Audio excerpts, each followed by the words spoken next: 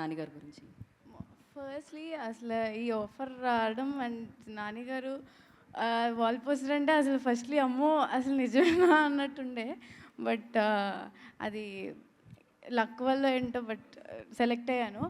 And ఆ ladies చాలా చాలా పాపం లైక్ అంత మంచి ఆడిషన్ చేసి అసలు ఫస్ట్ ఆడిషన్ తర్వాత కూడా నేను సెలెక్ట్ అవుతానా లేదా అని అసలు ఏమీ లేదు.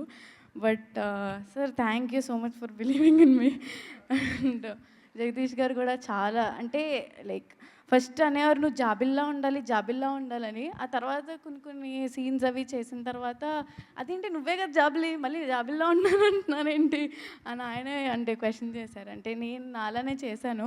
ఐ హోప్ మీకు మంచి సినిమా ఇది యాక్చువల్లీ.